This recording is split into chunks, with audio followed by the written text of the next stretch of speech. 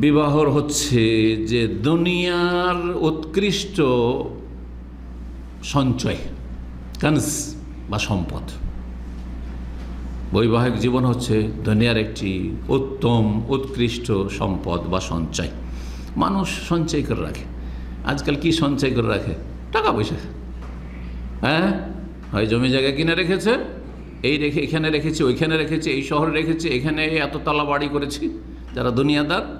কিন্তু তাতেও শান্তি পায় না। পয়সাতে কটা লোক শান্তি পেয়েছে? পয়সাতে শান্তি পায় না। আসল শান্তি রয়েছে মনের শান্তি, আর তার জন্য এক নম্বরই হচ্ছে ঈমান, দ্বীন। আর তারপরে ঈমান এবং দ্বীনকে সুন্দরভাবে পালনের জন্য পারিপার্শ্বিক যে শান্তির উপায় উপকরণগুলি রয়েছে, তার একটি হচ্ছে দাম্পত্য জীবনে সুখী হওয়া। দাম্পত্য যে সুখী হওয়া, যে স্ত্রী স্বামীকে নিয়ে সুখী আর স্বামী স্ত্রীকে নিয়ে সুখী। তো দুনিয়ার একটি গুরুত্বপূর্ণ সঞ্চয় বা সম্পদ। এই মর্মে একটি হাদিস রয়েছে সুনানে আবু দাউদে, আলা উখবিরুকা বিখাইরি মা ইয়াকনিজুল মারউ, তোমাকে বলে দেব নাকি এমন একটি উৎকৃষ্ট নিয়ামত সম্পর্কে যা একজন মানুষ সঞ্চয় করে রাখতে পারে, সঞ্চয় করতে পারে দুনিয়ায়। কানজ, এই সম্পদ সংগ্রহ করে রাখতে পারে। এক নম্বর হচ্ছে আল মারআতুস সালিহা, নেক স্ত্রী। নেক স্ত্রী এজা নাজারা ইলাইহা সাররাতু, স্ত্রী যদি ভালো হয় তাহলে ওর দিকে তাকালেই একটু হাসি দিবে, মুস্কি হাসি দিবে, সব দূর আপনার হাসি মুখে কথা বলবে সবসময়, তাই না?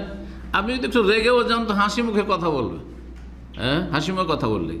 কিন্তু যদি খারাপ হয়, আপনি যদি একটু রাগ দেন, ও 10 টুক দেখাবে। তুমি এত জোরে বলতো, ওর তোমার চাইতে জোরে পারি আমি, কি মনে করো তুমি? আপনি একটু জোরে ধমক দিচ্ছেন, ওর চাইতে বেশি জোরে ধমক দিচ্ছে আপনাকে, গেল, এই ফাটাফাটি শুরু হয়ে যাবে, শেষ।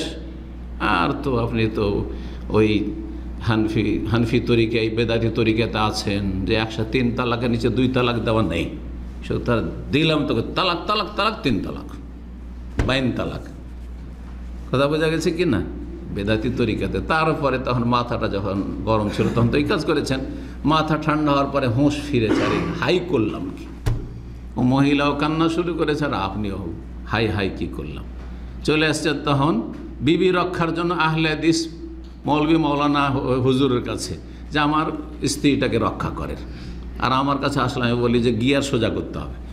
হ্যাঁ, আপনার গিয়ার ঠিক না করলে, রাসূলুল্লাহ সাল্লাল্লাহু আলাইহি গিয়ারে না আসলে বিবি হালাল হবে না। আর আপনি সবগুলি এদিক ওদিক গিয়ারে রাখবেন, আপনি ভুল গিয়ার রাখবেন। আর শুধু বিবিটা রক্ষার জন্য আপনি এখানে আহলে হাদিস সাজতেছেন, সালাফি সাজতেছেন, এটা হবে না। এটা হচ্ছে কুপ্রবৃত্তির অনুসরণ, ইত্তেবায়ে শাহওয়াত। জি, এটা হচ্ছে মনের পূজা করা, স্বার্থের পূজা। জি, স্বার্থ হাসিলের জন্য, না হলে আপনি চরম বিদ্বেষী আপনি এই মানহাজের সাথে, এই আদর্শের সাথে। জি। তো যখন তাকাবে নেক স্ত্রীর দিকে একজন পুরুষ, তখন তাকে আনন্দিত করবে। ওয়াইজা আমার আহা, আর যদি কোনো হুকুম করে তাহলে আতাআতহু, তার কথা মানবে, শুনবে। যদি বলেন যে একটু পানিটা দাও, তো এনে দিবে। এটা হচ্ছে ভালো গুণ। কিন্তু পশ্চিমা সভ্যতা শুনবেন, যারা পশ্চিমা দেশে আছেন ওরাও কিন্তু আমার বক্তব্যটা শুনে রাগ করবেন না, সবাই ওই রকম না, কিন্তু সিংহভাগ ওই রকম। পশ্চিমা মনোভাব তৈরি হচ্ছে, সেটা হচ্ছে সেলফ সার্ভিস। কি? হ্যাঁ, কুল্লু ওয়াহিদ ইয়াখদুমু নাফসাহু, নিজের কাজ নিজে করা। সুতরাং বাড়িতে গিয়েছেন, স্ত্রী বসে আছে মোবাইল নিয়ে, ও বলছে আমি আমার কাজ করছি, মোবাইল টিপি করছে।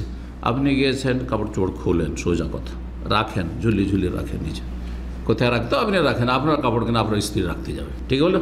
একটা কাজ হইল। পিপাসা লেগেছে, বাইরে থেকে এসছেন, যদি বলে দেন যে একটু পানিটা দাও, তোমার হাত নেই, নিয়ে নাও, ওই যে পানি রাখা, দেখতে পাও না তুমি যে পানি রাখা আছে। এগুলো অবাস্তব কথা বলছে না, বাস্তব কথা আমাদের কাছে অনেক ভাইয়েরা বলেছে তাদের স্ত্রীদের সম্পর্কে। পশ্চিমা মনোভাব তৈরি হয়েছে, শুধু পশ্চিমা দেশে নয়, এই দূষিত আবহাওয়া মুসলিম দেশগুলিকে গ্রাস করেছে। যে আজকাল মেয়েরা এই সোশ্যাল মিডিয়ার, ইন্টারনেটের ফেতনাতে এমনভাবে নিমজ্জিত হয়েছে, সুবহানাল্লাহ। এমনকি পুরুষরাও আপনার কাছে স্ত্রী যদি 10 দিন না থাকে তাও কাজ চলে যাবে। কিন্তু যদি মোবাইলটা একদিনের জন্য আপনার কাছ থেকে কেড়ে নেওয়া হয়, তো মনে হবে যে কিরে, কোন অন্ধকারে কূপের মধ্যে চলে আসলাম, অশান্তির শেষ। না হলে পরীক্ষা করে দেখেন, যদি আমার কথাকে অবাস্তব মনে করে, একদিনের জন্য 24 ঘন্টা মোবাইলটাকে কোথাও রেখে দেন, আপনি রাখলে রাখতে পারবেন না, কিছুক্ষণ পর বের করে নিন, আমার কাছে জমা করে দেবেন।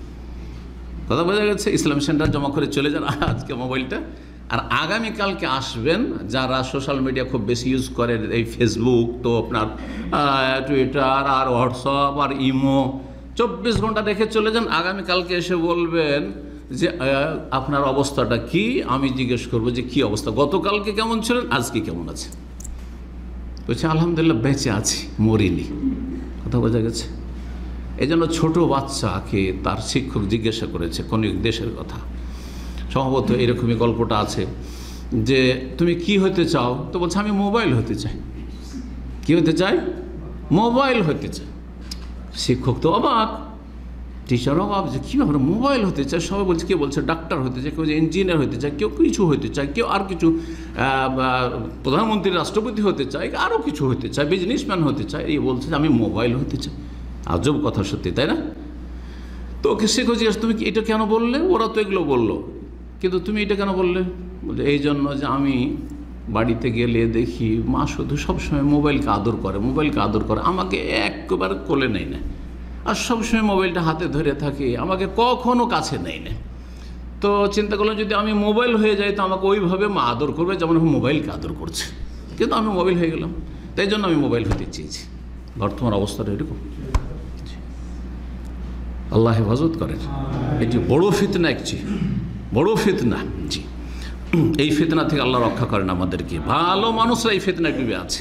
জি, এবাদতে গাফিল, পাপে ডুবিয়ে দিচ্ছে এই সোশ্যাল মিডিয়া, ইন্টারনেট। আল্লাহ হেফাজত করুক। তাহলে যদি স্বামী হুকুম করে আতাআতু, কথাটা মানতে হবে, যদি নাজায়েজ না হয়। হারাম হয়তো মানতে হবে না, কিন্তু যদি নাজায়েজ না হয় তাহলে কি করতে হবে? করে দিতে হবে কাজটা। ওয়াইদা গাবা আনহা হাফেজাতু, আর যদি বাড়ি থেকে বাইরে থাকে, প্রবাসে থাকে, গ্রাম থেকে শহরে, স্বামী দূরে আছে, এক কথায় বাড়িতে নেই, মাঠে গেছে, 8 ঘন্টা 10 ঘন্টা ডিউটিতে গেছে, সবসময় তো শহরে থাকলেও তো স্বামী স্ত্রীর কাছে থাকে না। এই যে যেই সময়টায় গায়েব আছে, বাড়ি থেকে অনুপস্থিত রয়েছে, ততক্ষণ পর্যন্ত কি করে? হাফেজাতু, নিজেকে সুরক্ষিত রাখে, পরকীয়ায় লিপ্ত হয় না, লুকিয়ে লুকিয়ে কারোর সাথে যোগাযোগ করে না, আর কারো দিকে তাকায় তো যায় না। আমার স্বামী আছে, বিদেশে গেছে, আল্লাহ ফিরিয়ে নিয়ে আসবে, সহি সালামত ফিরিয়ে নিয়ে আসুক, এই দুয়াই করছে। ঠিক আছে, যদি নেক স্ত্রী হয় তাহলে। আবু দাউদের হাদিস এবং মুস্তাদরাক হাকিমে রয়েছে, বাইহাকিতে রয়েছে, যদিও হাদিসটিকে অনেক মুহাদ্দিস যঈফ বলেছেন, কিন্তু বিষয়বস্তুগুলি অন্যান্য সহিহ হাদিস দ্বারা প্রমাণিত। জি, যে এটি হচ্ছে আল্লাহ রাব্বুল আলামিনের দুনিয়ার উৎকৃষ্ট সম্পদ এবং সঞ্চয়, যা মানুষ সঞ্চয় করতে পারে, সেটা হচ্ছে নেক স্ত্রী।